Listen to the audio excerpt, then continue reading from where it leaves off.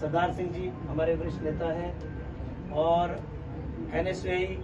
के जितने उपस्थित लोग हैं, एनएसयूआई के डिस्ट्रिक्ट प्रेसिडेंट कुशागर जी और कैंपस प्रेसिडेंट हैं इनके वरुण जी, और साथ में हमारे पूर्व अध्यक्ष युवा कांग्रेस के एनएसयूआई के टाइम से जो काम कर रहे हैं हमारे मोन्टू जी, विकास काल्टा जी, और मेरे साथ में जिन्होंने एनएसयूआई में भी काम किया, यूथ कांग्रेस में भी काम किया,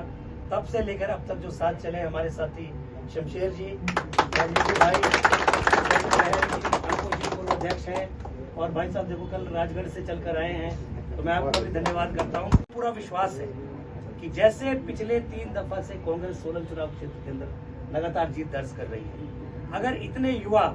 और इतने ही, मैं कहता हूँ इतने ही युवा एक हल्के को जिताने के लिए बहुत है, अगर आपके पास सही दिशा है और दिशा देने के लिए आप बड़े बड़े नेता जो आज यहाँ बैठे हैं, मैं समझता हूँ कोई दिक्कत नहीं होगी, जैसी मर्जी हवा चले, जैसी मर्जी लहर हो, लेकिन जब ऐसे लोग एक साथ काफिले में चलेंगे तो निश्चित रूप से कांग्रेस पार्टी दोबारा, और जिस तरह से विकास का कार्यक्रम चल रहा है, जिस तरह से इस सरकार में युवाओं को देखकर नीतियां बन रही है, आप देखिए कितनी बड़ी योजना हमने आरंभ की है, सुखाश्रय योजना। मैं कहता हूं कि बहुत महत्वाकांक्षी योजना है। जिन बच्चों के पेरेंट्स नहीं है, जिन बच्चों ने अपने माँ बाप को खो दिया, आज सरकार ने फैसला लिया कि उनकी पूरी पढ़ाई का खर्चा, और उनको जिस तरह से एक समृद्ध माँ बाप अपने बच्चों को एक शिक्षा देते हैं और एक उनको एटमॉस्फेयर देते हैं, वो हिमाचल प्रदेश की सरकार ने देने का प्रयास किया है। उन्होंने जिसका कोई नहीं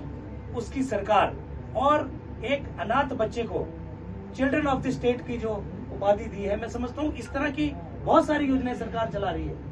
और आज हमको यही योजनाओं को धरातल तक ले जाने की जरूरत है, और वो तब पहुंचेगी जब हमारे यूथ कांग्रेस और एनएसयूआई के आपकी तरह जो कैडेट्स हैं वो जन जन में ये नीतियां लेके जाएगा। जो सरकार का विकास का एजेंडा है वो जब आम जनता तक पहुंचेगा तो हमारी जो है पार्टी भी मजबूत होगी और सरकार को भी उससे बल मिलेगा। तो ये बहुत सारी बातें हैं, आज मैं बहुत ज्यादा विस्तार में नहीं जाना चाहता, बहुत मौके आएंगे जब आप लोगों से रूबरू होंगे। लेकिन एनएसयूआई का जैसे बहुत अच्छी बात मोदी ने कही कि चुनाव जो है, आज चुनाव नहीं हो रहे,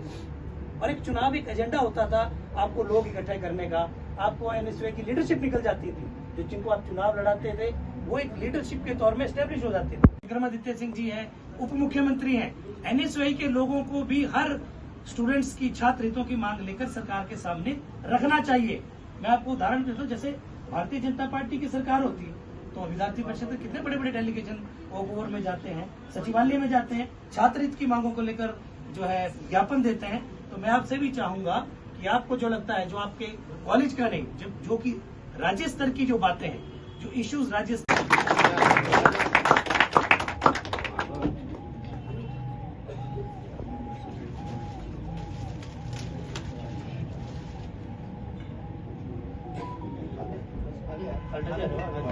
मंटू को ले लो साथ।